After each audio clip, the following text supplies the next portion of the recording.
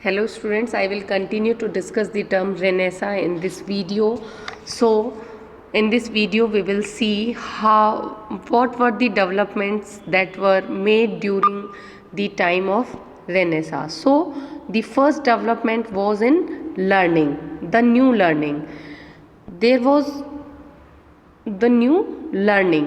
Renaissance के समय में नई लर्निंग्स हुई, मतलब नई चीज़ें सीखी. तो कहाँ से सीखी? The renaissance scholars of the classics called humanists revived the knowledge of Greek language, discovered and disseminated a great number of Greek manuscripts, and added considerably to the number of Roman authors and works which had been known during the Middle Ages.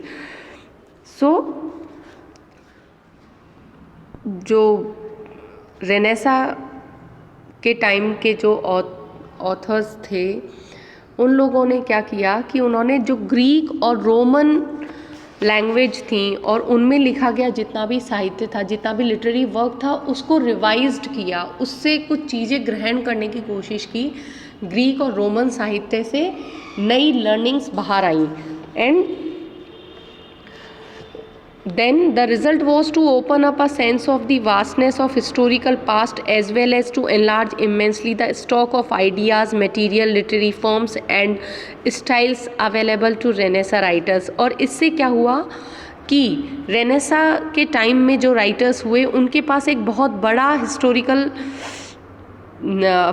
References उनको मिल गए. Greek और Roman mythology से, Greek और Roman literature से उनको बहुत सारे ideas मिले, बहुत मटेरियल मिला, नई नई लिटरेरी फॉर्म्स के बारे में वो उनको पता लगा और बहुत सारी स्टाइल्स उन्होंने सीखी. And then in the mid 15th century the invention of printing on paper from movable type made books for the first time cheap and plentiful. और प्रिंटिंग प्रेस के आविष्कार के बाद बुक्स, लिटरेचर को प्रेस करना, छापना और किताबें लोगों तक पहुंचाना इजी हो गया था. और उसके बाद मूवेबल टाइपराइटर्स आ गए और इससे किताबें और ज़्यादा सस्ती हो गई और लोगों के बीच किताबें जाने लगीं.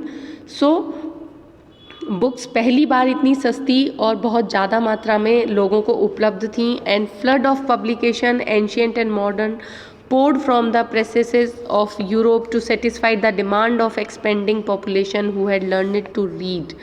So अब जो पढ़े लिखे लोग थे वो पढ़ना चाहते थे, तो टाइपराइटर और प्रिंटिंग प्रेस के आने के बाद ये इजी हो गया और ज़्यादा किताबें छपने लगी. So this was one of the great effect of renaissance कि किताबें छपने लगी और लोगों तक ज्ञान पहुंचने लगा. This was the great impact of renaissance.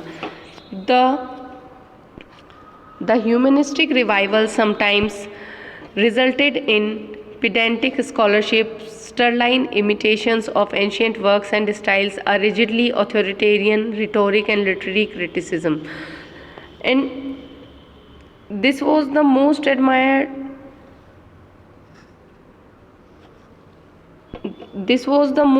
admired and widely translated of the many Renaissance courtesy books or books on the character, obligation and training of the man of the court. It sets up the ideal of completely rounded or Renaissance man developed in all his faculties and his skills, physical, intellectual and artistic. He is especially trained to be a warrior and statesman, but is capable also as athlete, philosopher, artist, conversationalist and man of society. So जो civilisation है उसमें change आया. People has become more intelligent and more understanding. And the second change was during the renaissance. The second development was the new religion. There was a new form of religion during this time. The Reformation led by Martin Luther was a successful heresy which struck at the very foundation of institutionalism of Roman Catholic Church. आप सभी ने reformation के बारे में सुना होगा. Reformation Martin Luther king ने शुरू किया था. रोमन कैथोलिक चर्च के संस्थागत ये जो संस्थाएं थी, धार्मिक संस्थाएं, उनके खिलाफ. This early Protestant Protestantism was grounded on each individual's inner experience of spiritual struggle and salvation. So faith alone was thought sufficient to save, and salvation itself was regarded as a direct transaction with God and theater of individual soul without the need of intermediation by church priest और sacrament. So Martin Luther king ने जो institutions थे, religious institutions थे like Roman Catholic church, उनके खिलाफ आवाज़ उठाई और लोगों को अब ये समझ आया कि धर्म या ईश्वर की प्राप्ति के लिए या मोक्ष प्राप्ति के लिए, मुक्ति के लिए या ईश्वर से मिलने के लिए चर्च जैसी संस्थाओं की हमें ज़्यादा आवश्यकता नहीं है. सो दिस और इस तरह से उन्होंने प्रोटेस्टेंट जो मूवमेंट है, प्रोटेस्टेंट एक अलग संप्रदाय बन गया जो कि रोमन कैथोलिक चर्च को डिनाई करने लगा. And the third development that was seen during the Renaissance was there was a new world, emergence of new world. एक नया संसार सामने आया. How it came?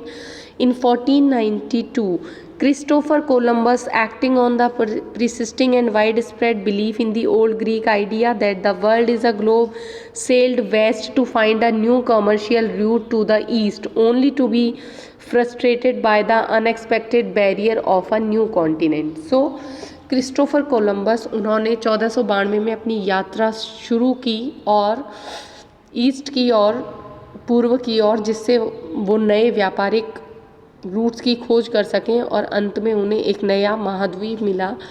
The succeeding exploration of this continent and its native population and its settlement by European gave new material to the literary imagination. और इस तरह से जो नई जगहों की खोज हुई पुनर्जागरण के काल में, वहाँ यूरोपियन पीपल ने जाकर अपनी कॉलोनीज़ बनाई, अपने उपनिवेश बनाए और इस तरह से लिटरेचर को एक नया सब्जेक्ट मिला लिखने के लिए.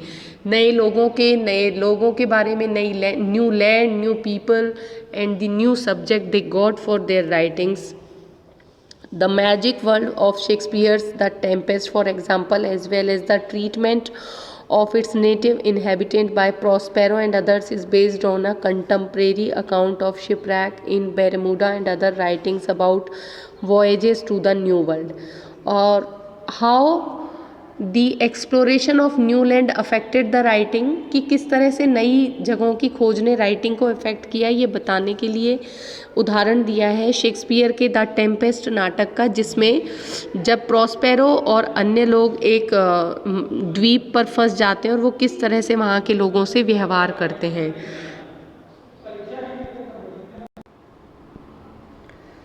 And the fourth development was the new Cosmos.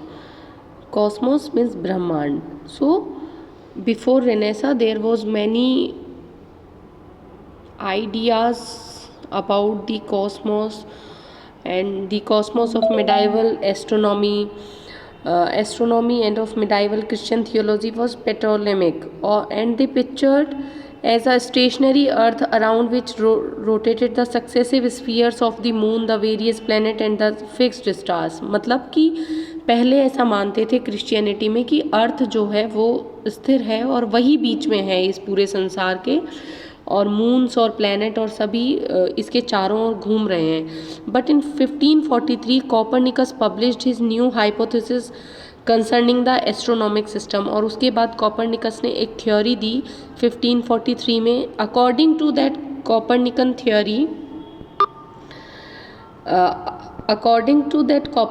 Theory 1543 में कॉपरनिकस की थ्योरी आई, और इस थ्योरी के अकॉर्डिंग क्या था, the centre is the sun and not the earth, कि जो सेंटर है इस पूरे ब्रह्मांड का वो सूर्य है. So it is the centre is the sun and earth is not stationary, it is one of the planets among other planets and they all revolve around the sun. And the fifth development that took place was the investigations have not borne out the earlier assumption by historians that the world picture of Copernicus and of scientists who followed him delivered an immediate and profound shock to theological and secular beliefs of thinking people.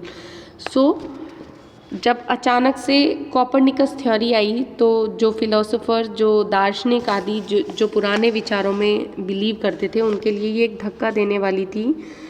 So he adopted the end much more important the 6 point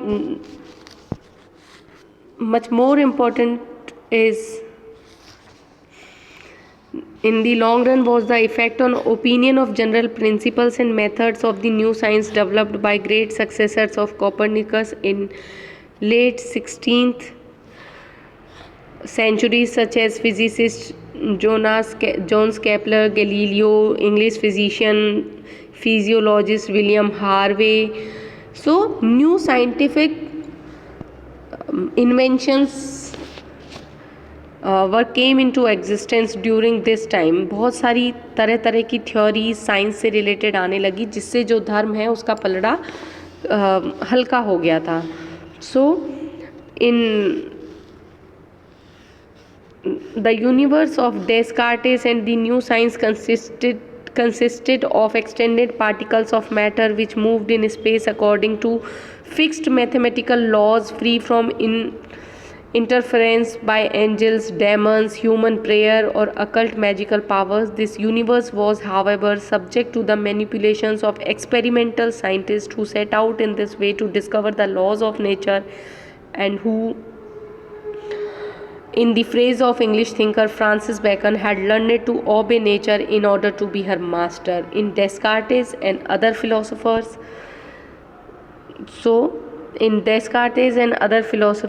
the working hypotheses of the scientists about the physical world were converted into a philosophical worldview, which was made currently by popular expositions. So, science has denied all the religious facts. जो भी धर्म में माना जाता था कि पृथ्वी ही बीच में है, हेल है, हेवन है, ये सब थ्योरीज़ हैं, वो साइंस की नई नई इन्वेंशंस हुई, नई नई थ्योरीज़ और प्रिंसिपल्स उस समय डेवलप हुए साइंस के, और उन सब ने इन चीज़ों को बिल्कुल सिरे से नकार दिया. So Renaissance has a effect on literature and how it affects the literature. Though many writers wrote according to the old theories, but in neoclassical age we can see the effect of these new scientific principles on literature. तो ये सब Renaissance के effect थे कि किस तरह से नई लर्निंग्स आई, प्रिंटिंग प्रेस आया, उसके आने से पढ़ाई आसान हो गई, लोग पढ़ने लगे, नई नई साइंटिफिक थ्योरीज इन्वेंट हुई उस समय में, नए नए देशों की खोज हुई, और नए देशों की खोज होने के कारण जो वेस्टर्न वर्ल्ड के लोग हैं वो उन नए देशों में जाकर व्यापार करने लगे, वहाँ उन्होंने अपने उपनिवेश बनाए. तो इन सब चीज़ों से लिटरेचर कैसे प्रभावित हुआ वो हम जब लिटरेरी हिस्ट्री पढ़ेंगे उसमें डिस्कस करेंगे.